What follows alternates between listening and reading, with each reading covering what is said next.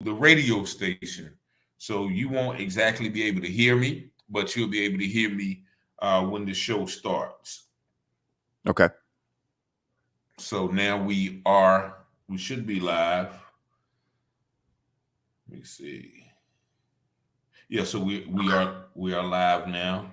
So now, And so I'm going to share this to my page and your page.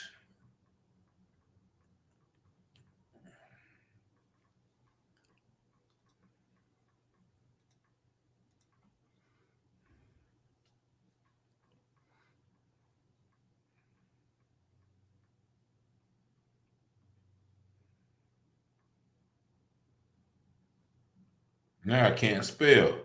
There it is. Okay, there we go. So share to your page. I'm gonna go ahead and switch these microphones up. okay. So we're gonna get ready for the show.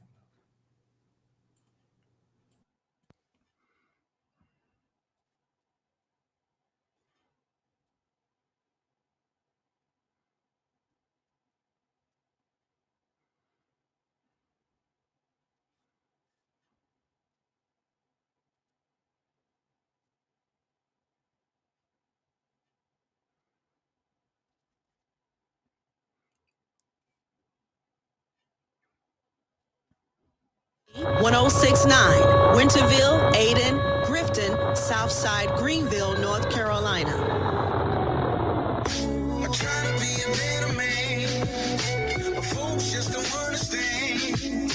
Trying to do all I can to deal with this addiction in me. Lord, I don't want to change. I can't stay the same. But the sins that in my veins, it's trying its best just to kill me.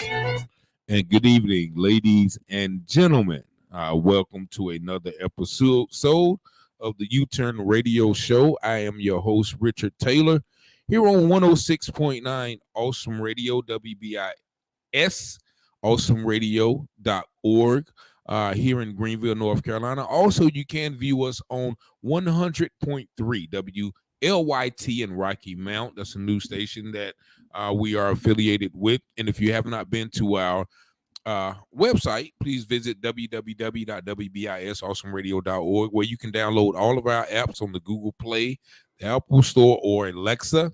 And also feel free to check us out on the Roku TV, where you can check not only the U-Turn Show, but all of our shows, as well as this is an interactive talk show. So I'm going to put the number up right there. You see it, 252-756-2008. If you did want to call in and share some information, ask our guests some questions. We want to thank God for bringing us into another week.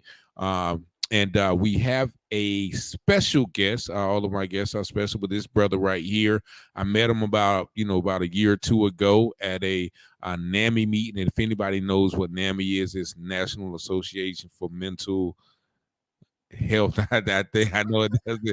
But nevertheless, man, this brother, man, he was just so excited about his journey, about what God is doing and has done for him in his life. And it was just we exchanged numbers. We talked off and on, over those times. And he's just an inspiration to me, and I'm sure to many others. And we're going to get into his story. But first of all, welcome to our show, Mr. Derick Fields. How you doing today? I'm blessed, Mr. Richard. Listen, thank you for having me up here. It's a blessing to be here and an honor to know you, my brother. Really, really, really, really.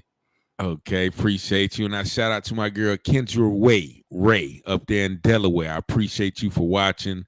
Very, very awesome woman as well. And so, of course, you see the title. The title of this is Play the Tape, and we're going to get into what that means later. But also, we're going to talk about overcoming addiction. Now, many people know that May is Mental Health Awareness Month. So we're reaching the end of that month. But what I've noticed is mental health and also substance abuse kind of go hand in hand in a lot of instances. So we're going to dive deep into Mr. Fields' story, but I also start off from the beginning. With the childhood upbringing, where you was raised, how's your childhood? So give our audience a little bit about, who Derick Fields was as a child, what type of environment that he grew up in, and some of his childhood experiences. Thank you. Yeah. As I grew up there, as I learned in mental health, and as my journey in recovery has evolved, I've learned of ACEs, adverse childhood experiences, and everyone has an ACE score because no one comes out of this world unscathed. There's always going to be trials and tribulations that we face that we must endure, and that's a purpose, and we'll get to that later, for God's purpose. But the childhood, and let me say, was my dad and my mom were great providers. My dad had his own aces, you know what I mean? And then he also was a Desert Storm vet. And that in itself came with its own challenges. So from my dad's aces of his mother and his dad, and then dealing with that Desert Storm, that aspect of war, which back then was not even called PTSD, it was called shell shock. So he dealt with everything that he had to deal with alcohol. And that became an environment that was very abusive to my mother, my brother, and myself. So that led to anger and resentment. So to get a sense of control in my childhood, or maybe around 11 or 12, I started self gratification. Um, that was the first spark of the addiction, was the pornography, and understanding how that, hopefully I can say that on the radio. Hopefully. Okay. So hopefully that gave me a sense of control. That was something that, okay, I can feel better right now, and everything is okay. Not really, but everything was okay. So it was rough. We didn't want for anything. There was always food. There was always a roof. Christ was present. We did go to church. I'm not saying it was all bad. I'm saying that there was trauma. And then there was when it comes to addiction, most of literature says there's a mood and mind altering substance. For me, it was a mood and mind altering activity. You know what I mean? Like, yeah, before the substance even was there, the substance came later with Ritalin, because I was a hyperactive, quote unquote, hyper. Especially in elementary school, leading up to, from like kindergarten to sixth grade. I was hyper. I was smart, did my work, but I like making people laugh. I grew up watching Martin and In Living Color and Fresh Prince, and Martin was my dude. I liked Martin. I thought I could be Martin Lawrence. Like, that was my comedy. I had sense of humor. So funny was funny was my go-to. It protected me. It helped me blend in. It helped me stand out. And I was a little overactive. So I got in trouble a lot. My teacher, I love a lot, Miss Roach. I used to have to go touch my toes in the corner. They would always send you to the corner and do something weird, yes, right? Yes, to go touch my toes. You had to hold something on your head or something. You just had to do something, right? So I would get whippings, man. I would get whippings from like kindergarten and the sixth grade, because I was hyper. I would do my work, and then I'll be bored, and I want to make people laugh, because I like how that made people feel. I liked how it made me feel, recognizing that maybe decades later, but there was childhood trauma. There was. Let me ask you, because you mentioned at 11 you started kind of self gratifying. What age did you really know that something was wrong, like, to your recollection? Because like you said, throughout your elementary years you was hyper, but what age did you really being like, okay, this not supposed to happen like this? Dad don't supposed to be acting like this. Oh, I knew that from like when it got really bad when things were being in the hospital. Okay. When it wasn't, I just had a sense of disdain from my father at that time Okay. because I didn't like what he was doing to us, me, my brother, and my mother. Um, Now, were you the oldest or the youngest brother? I'm the baby. Okay. So, and like, and my brother's 12 years older than me. So he Okay. saw a lot more than I did. And I can only imagine, like, what I saw was pretty horrific. And you telling Okay. me you saw more or worse? Whew. Mhm. God bless you. Okay. God bless you. And then I saw, I recognized the strength of my mom in that because she wasn't leaving. Yeah. She didn't want to have her children moving from house to house to house to house. That was her home, that Mhm. her kids are there. Okay. And it it was just, I knew it wasn't right, but what could I do? You know what I Yeah. mean? He would take me out. You know what I mean? Okay. Okay. So What? so now go ahead. I'm sorry. No, go ahead. Go ahead. Now you're 11, right? So you're 11, you start kind of already escaping, right? So at what point, did it turn to other things, or it didn't turn to other things until, you got older? It didn't turn to that was there for that was the baseline of the addiction gene or trait. It sparked it. Okay. Okay, this feels good. Okay, yeah. Smoked a little marijuana in high school, nothing serious. Um, it really didn't escalate until I left home. I was ready to get out of there. I was ready to get out of Chakawinity, North Carolina. So I did you graduate high school, or did you leave before graduating, or how did that transpire? How I did your could have.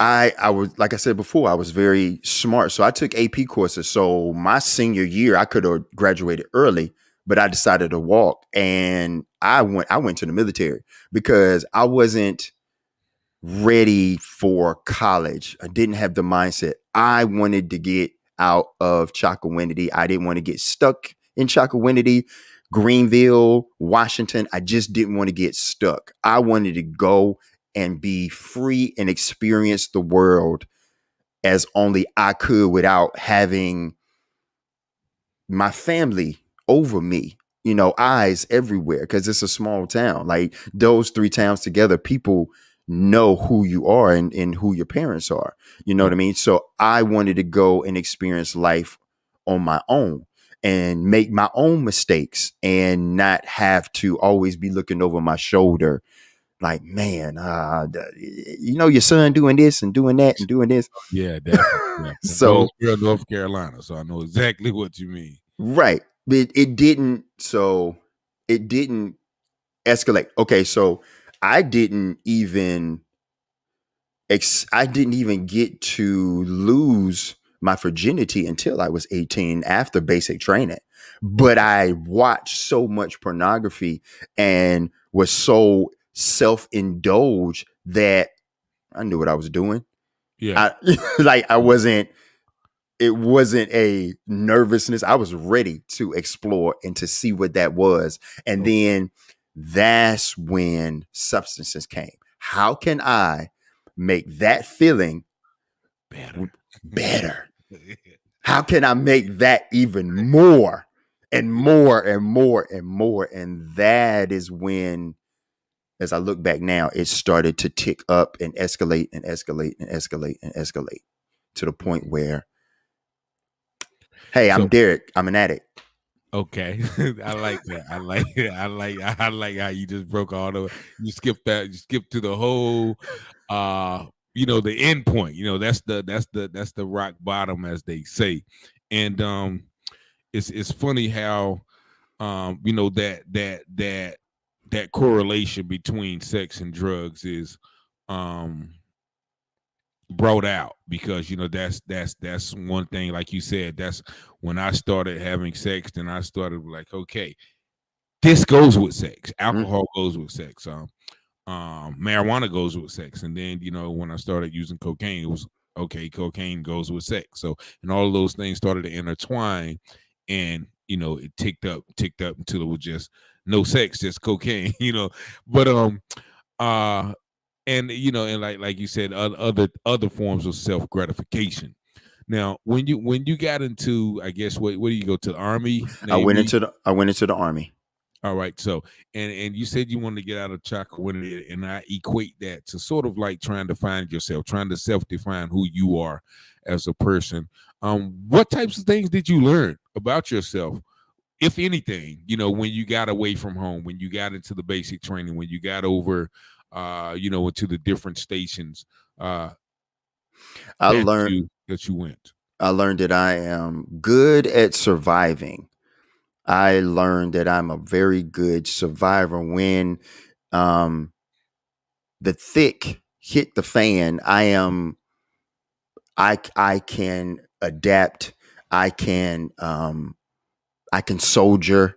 Um, I can be more than I thought I could ever be because the situation had called for it. So when I left home, um, 18, I did my first tour in Iraq at 19. Oh, So after wow. basic, right after basic, so we went to jump school. Me and my brothers that are not here anymore Mm. because they had they were we were all in on a convoy and going to a different fob. A fob is a forward operating bases. A lot of them only have one way out, where they're in the mountains or in the valley.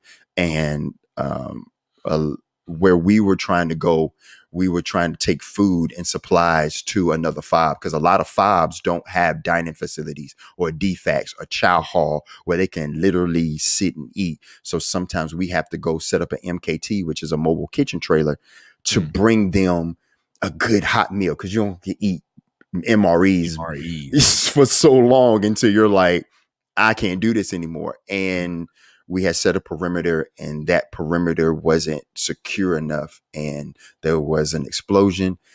I was caught in it, and they are not here anymore. And that hit.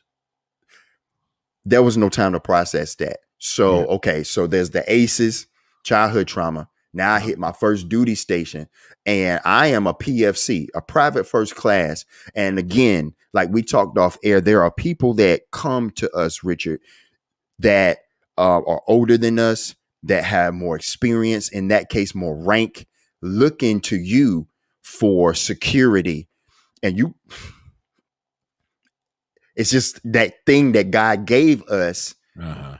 in the time of battle it's just on. There's no it's ornate. There's Yeah. no I got to go turn it on. It's there. It's on. Yeah. And Yeah. there's no thinking about it. You know that you got to make sure that the people that you with, you got to make sure, regardless of rank or experience, you got to make sure that they are okay. Okay. And that's what we did. That's what I did. I was part of a special unit that would go into different areas to cook and bring supplies. So the way to win, and the enemy knows the way to win a war is to cut off food, supplies, Mhm. ammunition, and potable water. You cut that off, can't win. So we would get into a lot of back and forth situations, and I had to defend myself, and that weighs on you. So aces, losing my brothers, losing at least 15 to 20 brothers and sisters in our whole battalion, Okay. dealing with the fact that you have to defend yourself. And that was the first tour. 14 months. 14 months. 14 months. So you experienced all of that from the age of 19 to 20. Yeah. And then you come back in 05 stateside to re-up to go back in 06 to Afghanistan for 12 months. So 12 months. So 26 months total in theater. Yeah. And what ages was that? So from 19 to 22, going on 23. 2 tours within that time. Yep. So and people don't understand. I mean, I guess some people understand that. They say the brain isn't even developed. The frontal lobe isn't even developed before you get the age of 25. I think they said that's the ability, to completely reason. So I commend you, first of all, my brother. I tip my hat off to you. Memorial Day just passed. And just it's and I always, because I look at the government and the military as a certain way, so I don't really agree with some of the missions and tactics, because I know that there are real live people over there, that are losing their lives, and who have to, who may have to take lives, and innocent lives are dying. I consider us guys, your soldiers, our innocent lives are sent over there, to do some things that sometimes are, are not what they say they are. But all that goes out the window when I hear stories like yours. But Uh-huh. no, but I agree. I agree with you. In don't get me don't get me wrong. I served my country in that, and I did what I was supposed to do proudly. But at the same time, I know that some things are not what they seem to be. And yeah, it's a bittersweet.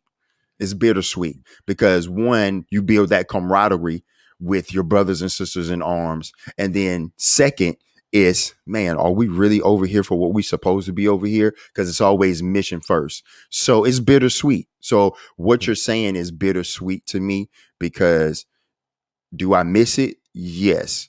Do I miss everything about it? No. But there are parts of it that I do miss, and there are parts of it that is bittersweet because of the same. That I echo your sentiments of sometimes it's not what it seems, and there are people's lives at stake from our country and others that are just We got an innocent. actual call coming in. Just 1 second. Caller, this is 106.9 FM. You on the air?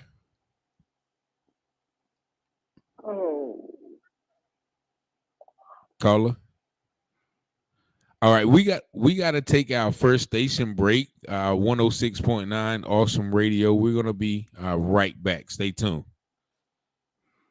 Fish Fry Friday for Fathers, Friday, June 16th. Another Awesome Radio free community event. The third annual Fish Fry Friday for Fathers in appreciation of Father's Day. June 16th, 11 a.m. to 1 p.m. while supplies last. Free to all fathers.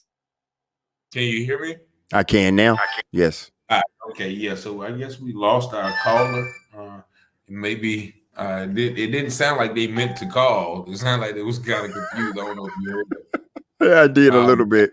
you heard it? It was like, Yeah. maybe they dialed the wrong number. I'm not sure. Yeah, that was interesting. That was interesting. That Yeah, was.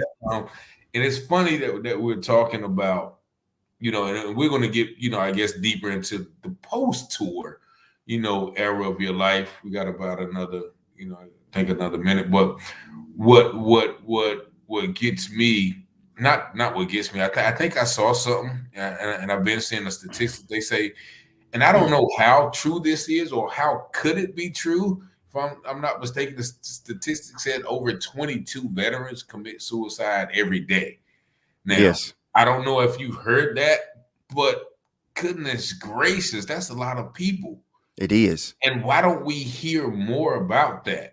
That's The bureaucracy and because it would make the country even look even worse than it already does because it's a lot that we have to do as veterans to even get the little piece that we deserve for fighting for freedom or going over there risking our lives for truth or lie or indifferent. But you have to fight for everything, everything. And we're expendable. It's just, definitely that's yeah, the word. that's the That's word. Right. So I believe if I could, if I could, I would love to be an advocate for veterans. Don't get me wrong. I love being an advocate for mental health and addiction and recovery. Because my veterans fit in that too, even homelessness. exactly. But to make progress in policy, like we should, every opportunity veterans should have first or even second crack at or second opportunity to utilize the tools and assistance that the government provides. We should be at least 1A. Definitely, Yeah. man. And I agree with you 100%. Like I said, veterans. it's been. I've been in jail one time, and it was two veterans, and one of them, both of them, were having trouble readjusting to society. I think one of them was domestic, and one of them was like robbery, but they were really like, I don't know what else to do. Like, all I know how to do is kill. You know what I'm saying?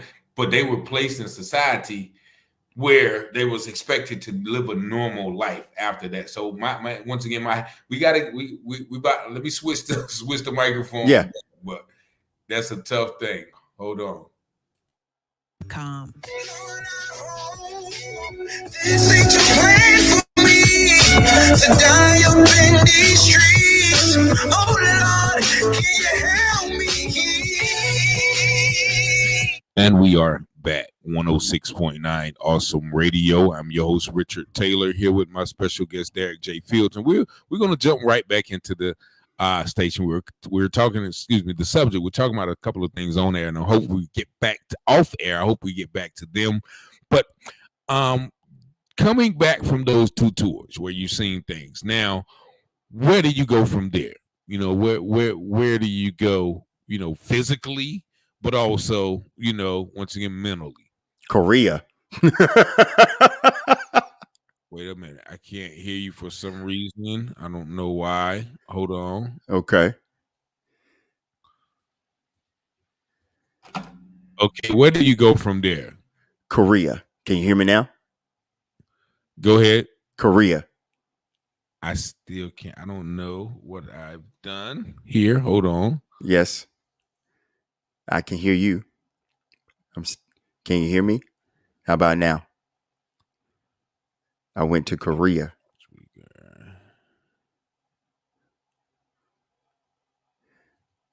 How about now? Can you say something? How about now? Can you hear me? I feel like I'm in one of those old school kung fu movies. Whereas, can you hear me? Can you hear me now? You can't hear me? I can hear you. You can hear me? I can hear you. You can hear Yes. me. I can hear you. For some reason, audience, hold on. I don't know what is going on with. All right, say something else. I can hear you. I can hear you very well. No, isn't. Yes, I can. I can hear you. What's happening here? Y'all bear with me. Can y'all hear the guest talking? Could somebody in the audience tell me? Can y'all hear the guest when he's speaking? Can y'all hear me? I went to Please Korea. let me know in the comment section if y'all can hear the guest when he speaks, because for some reason. Can y'all hear me? How about now? Can y'all hear me? I am not. Okay, say something. How about now?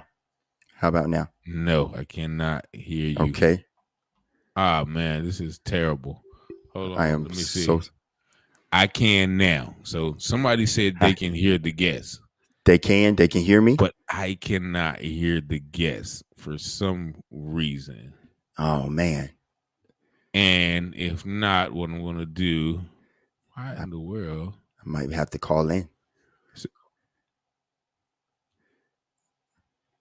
All right. So, can you hear me? Yeah, I can hear you. Yes. All right. Okay. So yeah, we're going to continue on. So, when you go back to those two tiers, when you get back, where do you physically go, but also where do you mentally go? I went to Korea. Can you hear me? Yes. Yeah, I went to Korea because I had got my E5 and it was time to re-up. And I told the recruiting officer I did not want to go back anymore. I was done. Wanted to go to Germany because I heard black men have a good time in Germany. And I wanted to go to Germany. My dad went to Germany. And everybody I know went to Germany had a good time. They love us over there in uniform. I heard that. And he was like, I can't send you there, but I can send you to Korea. And it's an air defense artillery. So an ADA unit. Only thing they do is go stateside, Korea stateside. So I get shipped to Missouri. Man, I can't think of the base, the fort right there. I can't think of it at the top of my head. So I go to Korea. So There's no time to process childhood trauma, the 2 tours. I'm going straight to Korea. And I had a good time. It was a year there. I took it as my college year or gap year, if you would say, where I would work out, shop, talk to ladies, talk to women, have a good time, go to the juicy bars, talk to the juicy girls, explore my sexuality to the fullest. Okay. And yeah, and then there would be some drinking, there would be some pill popping, there would be some smoking of some weed towards the end. But there was this thing called salvia that I wanted to try because I was all about experimenting and Okay. trying new substances. And we would not glorify anything, just giving my experience strength and hope. We would pop pills and drink and smoke cigarettes, and it would be that. And there was no effect, meaning there wasn't any unmanageability yet. Okay. So, yeah. So coming back after Korea, had my son, met my daughter. Well, my son and my daughter had the same mom. My daughter was she's not my biological daughter, but she's my baby. I met her when she was 5 going on 6, and then we had my son. And Now, were you still in the service when you came back? I sure was. And that's when everything started to come to pass. So That's let me when see. What about what age are you there?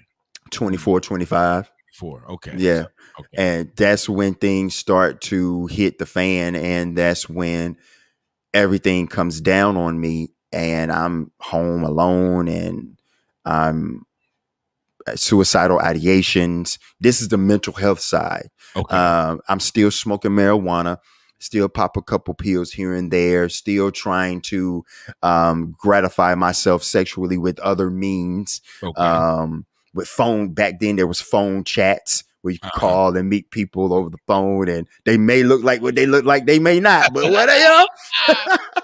Hold on, man. We gotta take our last station break, but I definitely feel you, man. You listen to 106.9 Awesome Radio here with my guest Derick Fields. We're gonna be right back with the last segment. How can we best honor the fall?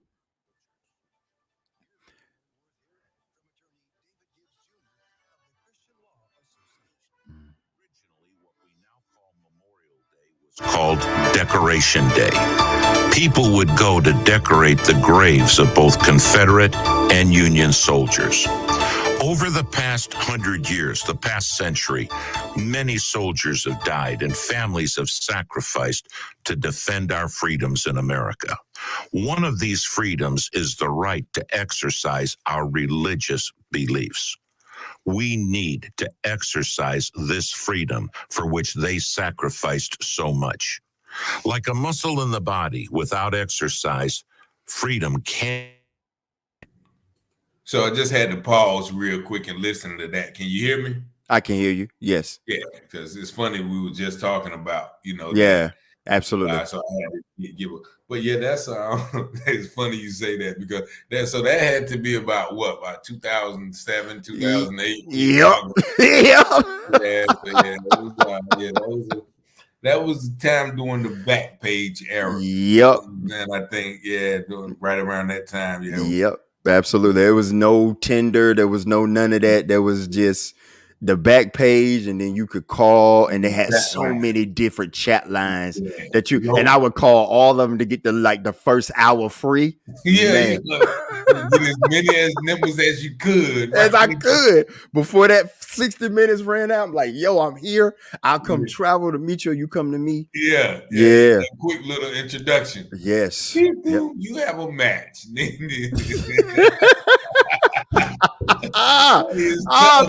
Man, that's funny that you know about that, man. Yeah, once again, it went hand in hand with, Yeah. with the addiction. You know what I'm Yeah. saying? The sexual addiction came Yeah. hand in hand.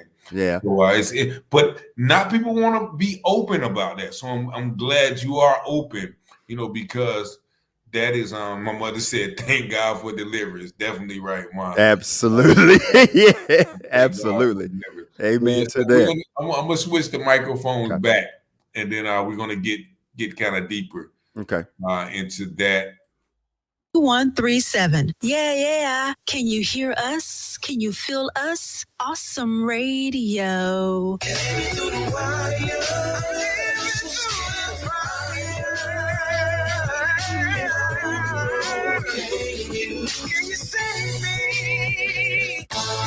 Do you ever think about what you know and how that changes everything? I'm Lena Abijamra, and this is Today's Single Christian. If you're a follower of Jesus, then you know some things. In fact, God has made sure that we know a whole lot of things about Him. Just keep giving me these extra commercials. Can you hear me? I can. Can you hear me? Oh, okay, yeah. So she kind of fooled me on Absolutely. that. We got about 20 more seconds to Okay. go. So this will be the last segment. Hopefully, we can get in everything. I'm gonna try to speed. I'm gonna try to speed through to get to the recovery part. I got you. Okay. I got you. Yep. Okay, but now take your time too, though, because you know some of this stuff needs to be heard. Here, you can rest in the reality that God is indeed sovereign over every detail of your life. For more to encourage you, visit todaysinglechristian.com. That's todaysinglechristian.com. And we are back. 106.9 Awesome Radio. Richard Taylor, your host, here on the U-Turn Radio Show. Derick Fields is my guest, author, speaker, podcaster, father, inspirational motivator, all of those things. Now we're talking about, you know, when you get home from those tours, you're still in the service, but you know you have a son, you have a daughter as well, and so you start once again gratifying yourself in many different other means. So how deep did that get, and you know when did you kind of catch yourself falling, and how you know how did that affect, you know, once again your relationship with your son, your daughter? Okay. For the sake of time, so I lost my family in that regard because of the mental side of the PTSD and the MDD, which post-traumatic stress disorder and major depression disorder. It got rough. I was an abusive it was the same cycle as my pops. As I started to learn recovery, I was in the same cycle as my pops. I had the trauma, the ACEs for the childhood, had the tours, the war, and I self-gratified for using drugs, sexual gratification in myself or others, and it broke up my family. So now I am on my own, and I moved to Austin, Texas. So I'm coming from Killeen. I would go down to San Antonio because that's where my family was. I got out because with an honorable discharge, because a lot of them in the 88 unit didn't understand war. They didn't see combat.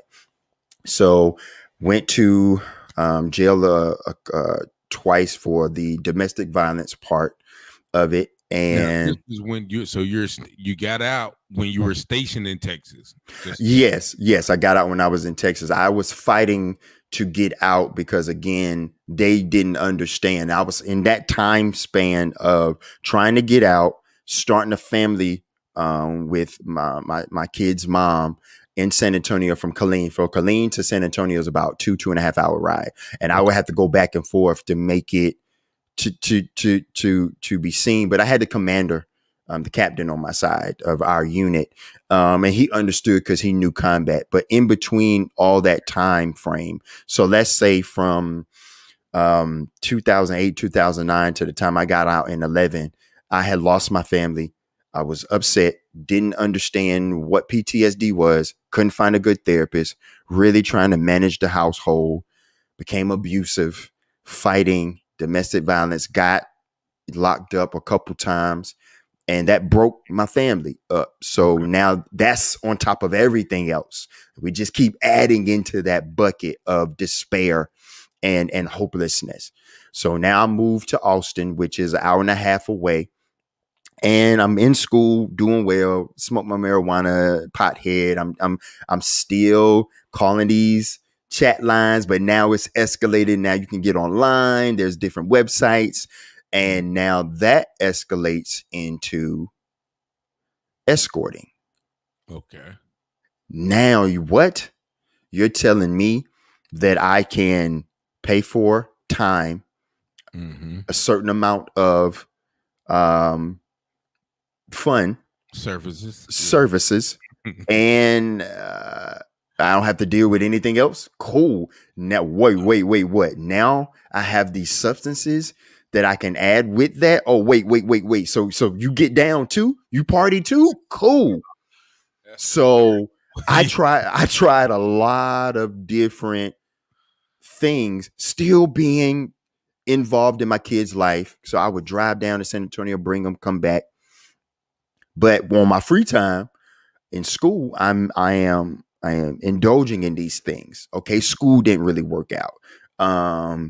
Now what do I do? Because I was working on getting my compensation. I got that, blew that back pay and sexual gratification and everything that comes with that. Now I am trying to do my comedy, and I did 8 years of that. I'm still into the escorting.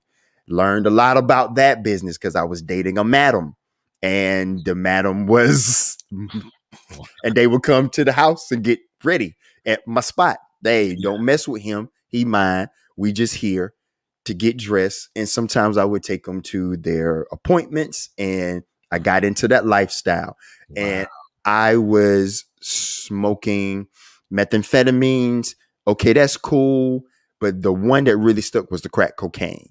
That was the one that just hit and made the sexual experience much better. I mean, a whole nother level. To now, to fast forward, I lost 3 homes, 2 cars, used in front of my son. I don't see my daughter that much. Missed 2 of his birthdays. I'm lying to everyone. I done soiled my professional relationship. I was getting on tours. I did a tour on the whole South, from Texas all the way up to North Carolina. I was getting in with different comedy clubs like Improv and Hyenas and the one here in Raleigh with Good Nights. I was on my way because I didn't need the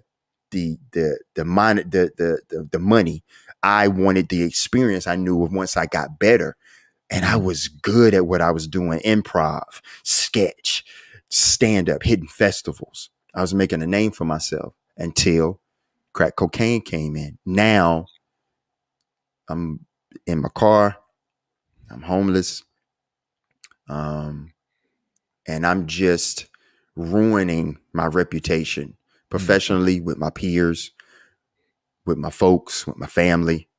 There was an incident where I had stole from my brothers, and that relationship took a turn.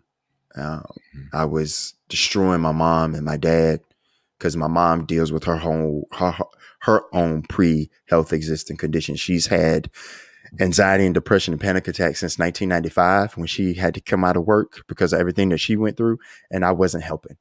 Now, in the midst of that, were you in North Carolina then? Were you still in Texas? I was in Texas. I was during my 5 to 6 years of addiction. I would be in Texas, come to North Carolina, go back, leave, get into it with my dad, go back to Texas, come back, go back, come back. I was just bouncing from Texas to North Carolina because I thought geographical change could help, but I'm still taking Derick where I'm going.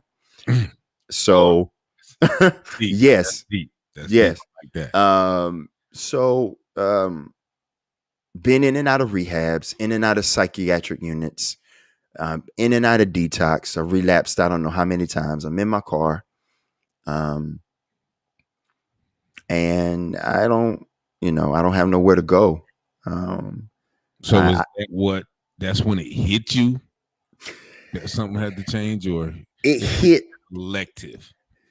It hit, and that's a very, I don't know how to answer that, because it wasn't. I've had multiple moments of clarity. Like I overdosed twice. Like I could tell you incidents where before I lost my home, my apartment in Round Rock in Austin, Texas, I was on my couch and I was just smoking, watching pornography on my television, trying to get to that point, trying to get to that that heightened experience, and I couldn't get to it. I couldn't find it. Yeah. And I kept smoking and using, kept looking, trying to find different pictures, different videos, different sites, different whatever, just to get to that point of a highest possible place I could get. And my lungs hurt, my heart was racing, and I just laid on my couch, and I remember it like it was yesterday. I felt my essence leaving this temple. Whoa. Yeah, I felt it. I was slipping. But I heard a voice. I heard the Father call me 3 times. Oh, man. And on that 3rd time, it came back. My soul came back to this temple, to this tabernacle. And that still didn't even get me to stop. So I've had multiple moments of clarity, Richard. Listeners, I've had multiple. There was this guy that I would ride around with. He came to my house. He would smoke me out. We got into it because of a lady, because of a woman that I didn't know he was dating, but she was in the escorting business. They had took my car, borrowed my car, because sometimes I would pimp my car out for dope or for services. Rent a rock. Yes. Yeah, right. We gotta rent a rock. We gotta rent a rock. Yep. Absolutely. We get an hour. Yep. Yep. You sure do. Or like you get an hour and a half, bring my car back. And sometimes they wouldn't. And I would. Yeah. You never bring the car back on. Never. But see, I had it slick because my cars was always from buy here, pay here. So they always put a GPS on it. So I could always track my car. Okay. They didn't know that. So when I would show up, ready to go and get my car. Derick. Yeah. Get some more. I get my car. Or get my car and give me some more. I didn't know. I'm sorry. And it was like, all right, then. So that would be funny to scare them like that, because they had I'd just be posted up by my car waiting for them to come out. Yeah. I would hate that too when they would find me too. Like, God. Yep. Yeah. So, but I would get got. I've gotten got. And that's the definition of insanity, is doing something over and over, expecting a different result. And I would do that because sometimes I couldn't perform the way I wanted to, and that would frustrate me. Or there would be someone would get me, steal some money, take my car for days. And I just wanted to keep using. And if I couldn't get services, then I would watch pornography. And then it just got to a point where I was tired of being in front of that gate. I would always go back to the gate of my first apartment. Didn't matter if I was in San Antonio. Didn't matter if I drove from North Carolina back to Texas because I knew that's where I could get good product. I would always be back in that gate because it was a place that I was familiar with and I was secure. For the sake of time, I would say that God has blessed me and put me in a position to be of service to folks like yourself that deal with mental health and substance use, and let them know what hope and recovery is. I always tell people I just don't use that word recovery exclusively for mental health and substance use. I say recovery is inspirational change moving forward, just like repentance. It's you change your direction and you move towards Christ. You move towards God in a positive direction moving forward. That's just the same as this. Recovery is, to me, is equatable to repentance. I'm changing, I'm switching, I'm turning from and going in a direction of Christ. I'm going in a direction of positive change that's going to benefit me and the people around me. So it took numerous times. And many, many, many, many relapses. I even got to a place where I was in the Oxford House in Virginia, and I was using in the Oxford House, and I had to leave because man, we got that. That's I'm sorry, but yeah, I've right there, 2014. Started off good. yep. I got comfortable, and I brought that bottle of liquor in there. And I was like, shoot. Next thing you know, I'm and there was some cocaine. And I didn't get caught, but I just had to, I was like, I can't keep it up. Right. They're going to catch me. So, Right. It's wow. That's crazy. You said that. I didn't either, but I knew if they did, because of Oxford House rules, they kick you out immediately. And then, of course, you get a certain amount of time to come back and get your stuff. But I knew, one, I didn't want to get kicked out immediately and then have no place to go. And then how am I going to explain that to my, wife, fiance and parents at the time, because I was doing well. And then how I just didn't want to keep bringing that into the house where these brothers looked up to me. Definitely. And they love me and I love them, and I couldn't do that. This is a place where, don't get me wrong, no sober living home is 100%, but it's supposed to be an environment of recovery. And how dare me do that to these brothers that are working on their recovery to better themselves, to get to the point where they can better their lives for their future, where if it's their kids, their wives, or anything that they have that God is going to bless them with. How dare I do that and be that self-centered? So I had to go. So I asked my dad, can I come back to the house? And he was like, yeah. And I thanked him. And, I've been, clean ever since, a little over 2 years, and it's, and clean from substances. The disease of addiction still manifests itself into depression, into insecurities, into not having self-worth. That's how the enemy does that. I put the enemy and addiction in the same category, because came to kill, steal, and destroy. That's addiction. That's the enemy that we deal with here. And the spirit of this age, the spirit of the air is, so strongholds. Yes, stronghold. Absolutely. Yes. Strongholds. That's what, that's what an addiction is. It's a stronghold. Something that has captured you. Once again, it's demons.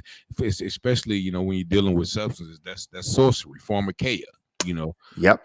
So it's definitely, man, it's something that, like you mentioned crack, and I told the story not too long ago. Like when I was 16, I put some crack in a blunt, and fortunately for me, I didn't feel anything.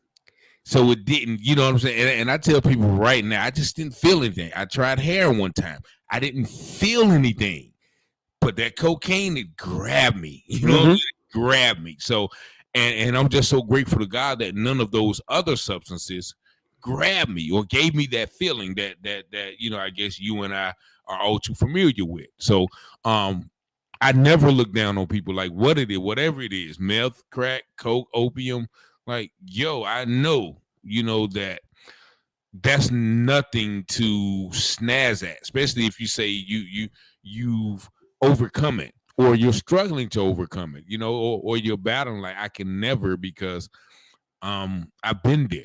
You know what I mean? And I just want to commend you once again for your testimony, your transparency. And we got about 3 minutes. So now you got play the tape. So let's talk about play the tape. What is first of all the saying play the tape? Where do you get that from? I got in and out of treatment facilities and anonymous rooms. There's a saying called play the tape through. I just cut the through off and say play the tape. Play the tape is what we're doing right now. What people are listening to is a conversation between two people that trust each other, that I can go to Richard right now and be like, you know what, Richard, I'm having a bad day. I'm not feeling too good. I feel like I have a suicide ideation, or I want to pick up and use. It's that Richard gives me feedback and lets me know what I need to do, actions I need to take, resources I need to utilize. Or it's, hey, God has been good to me.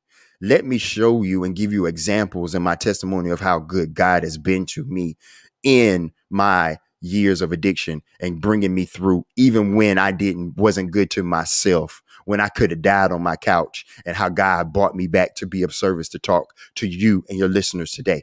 All of that is playing the tape. That is playing the tape. Play your tape. It could be a letter. It could be a journal. It could be whatever it is to you that you want to talk about, express, and get off your chest to alleviate some of the look. Secrets keep us sick. Get that out. Play that tape. Put it on that tape. Record it. Listen to it back to see how absurd or how blessed that tape is for you, and then share it with someone. That's what Play the Tape, and that's where it came from. Play the tape, and that's also the title of your podcast. So we got a podcast that's going to be coming out on August 8th. August 8th is the debut. So y'all be looking for that. Play the Tape, and also the book. Play the tape. Yeah, it's the book. It's an real quick, it's a collective of letters that people have written and sent to me, and it's a collective of my letters. Where that came from was I was in a 45-day treatment facility in Texas, and the therapist named Tanya was like, write a letter to whomever you want. And it's based on 12 spiritual principles. I define these spiritual principles. I also explain how I put them and use them in my everyday life, or how I am utilizing them in my recovery. Just 1 second. I do want to say goodbye to our radio listening audience. You have been listening to 106.9 Awesome Radio. Join us next week as we discuss an event in Goldsboro, North Carolina, to stop the violence. Thank you guys for tuning in. God bless you. Lord, I need you to smile on me.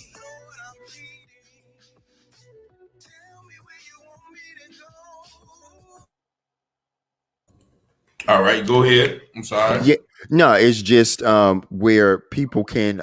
It's 12 chapters or 12 spiritual principles where I define the spiritual principle, and then I talk about how I utilize it or am learning to utilize it in my everyday recovery. And then there are letters that correspond with that. That's side A, and then side B is for the consumer. It's 24 pages of your tape. Side B is your tape. Your tape is what you write down daily to whomever, any stronghold or any blessings that you may have, or even an inventory that you may take on a daily basis is your tape. And you look at that, you date it, you write it, how it changes, how it grows, the good, the bad, the ugly, the indifferent. That's what the book is. And I'm excited. Hopefully that can be completed and out for distribution, hopefully towards the end of the year. So, okay. And just a couple of comments. Pamela Johnson said, Jesus breaks every chain. Thank God for his overcoming power and your testimony. Thank you, Sister Pamela Johnson, for watching. And my sister Keandra Ray, thank you for this discussion. My mother died of an overdose last year in August. She used for over 30 years. We found her in her room when she overdosed. Listening to you speak really got me in tears. I understand the disease of addiction. And I definitely want to, once again, extend my heartfelt condolences to your mother, Keandra. And, I pray for peace and blessings upon your family. And, I know there's no words that can, express how you're feeling. So, but I thank you for sharing that, because I remember when you share. I mean, you didn't share how she died. I remember you just sharing that she died last year on Facebook. So I thank you for being transparent about this. And once again, I wish continued blessing and peace upon your family. And it's funny because I'm in the mental health field as well. And I had a client that I hadn't heard from in about 3 weeks. This happened, just last week. Hadn't heard from him in about 3 weeks. And I've been calling his phone. It's been going straight to voicemail. So I called his phone the other day, just another time. And it went straight to voicemail. But then his wife called me back. And his wife answered the phone and said, "Hey, who is this?" I was like, I'm Richard. Who is this? She said, "Well, this is, I'm calling for James. I'm his person." She said, "James died." Oh, wow. James died of an overdose, and literally, I just talked to him. He seemed fine, but I knew he was battling addiction. And she was like, "Yeah, the police just gave me his phone, and I just finished charging it up, and I was calling to see who this was, and they're looking through the phone trying to figure out who sold them, some bad drugs. So that thing is that addiction thing is running rampant. It knows no age, knows no sex, knows no race, knows no color, knows no class. And once again, like you said, its mission, the devil's mission, is to kill, steal, and destroy. So, Yep. Once again, I just thank everybody for listening, and I pray that this broadcast has blessed someone, to seek the help that they need. And my deliverance didn't happen overnight. It took nights of praying. It took people praying for me. It took almost overdosing. It took strokes. It took brain aneurysms. It took jail. All of those things. But I advise you, first of all, to never give up on yourself, but also never give up on those people who are experiencing addiction. Always continue to pray for them. I think my mother prayed for me about, 41. I think, at least 13, 28 years. When I started, using marijuana and drinking alcohol, and she would always ask, "Why are your eyes so red? Why are your eyes so red?" And then, as I got older, things got worse. You ever thought about getting some help? This is, I'm 20, I don't need no help. What are you talking about? You know what I'm saying? But, she saw down the road and saw how bad it would get early on. So I just thank God for your support system. Now, with your wife and your son, I'm gonna try not to keep going because there's so much I want to ask you. With your wife and your son, how has that kind of motivated you through your journey in sobriety today? And how has that, kind of assisted you? The legacy, I would say, I didn't want, especially for my son and my daughter, I didn't want to be found dead somewhere and been in whatever hotel, motel, car, or apartment, just laying there for however many days or weeks, and just leaving that legacy or that memory of, dang, like, that's very hard on a child, no matter what age they are. They can be early adolescence, or young adulthood, older, just leaving that memory and that legacy of, this is how my dad died. Didn't sit right with me. And then I didn't even get to the story about how me and my wife met, is how in treatment, and loving me when I didn't have anything. Like, I just had a car. I had a Chevrolet Cruze full of whatever I could get from my apartment, and her loving me and seeing the best and this light that that God has given me, and when everything was hopeless and I was in a pit, so I have to honor that blessing that God put us together. Like, I just have to. Like, I'm a hard sell. I'm a recovering addict. With, I like that. I'm a recovering addict with 2 kids, nothing to my name, and you love me? Cool. Okay, guy, you real. I mean, I knew he was real before, but that's something you don't gotta question, right? You know what I'm saying? You don't gotta question, like, wait a minute, you gonna love me through this? Like, yeah. Come there's on. no ulterior motives. There's not. There's not. Like, I have nothing to offer you at this particular moment. Like, it's a hard sale, and you invested. You went all in. Hey, man, I love that, man. I love that mentality, man. That's awesome, man. And I'm gonna have to bring you back, man. We're gonna have to bring you back anytime. Soon, man. Like I said, I pray for God's blessings upon you and your family, man. Thank and you. Everything that you touch. You too. One last comment. My mother says, only God can do it. Programs are certainly useful, but God, final answer. And Amen to that. Agree. Yes. Agree. We thank God for you, my brother. We thank God for your continued deliverance and your continued safety, your continuance covering, under God's grace and mercy. So I'm going to let you go because, like I said, there's something that we can talk about all day, my brother. Absolutely. And you'll definitely be hearing from me soon. Hopefully, we can get together next week and discuss what we talked about on the phone. But I thank everyone as well from our radio audience and our Facebook audience for tuning in. God bless y'all as well. You'll see us next week. But until then, y'all guys have a great and blessed night. Anything, last words that you want to leave to the audience, my brother? Always put God first. Always put God first. Pray. Repent, pray, and be obedient to God's word. Always, always, always, always, no matter what. Always endure. All right. Thank y'all so much. God bless y'all. And y'all have a great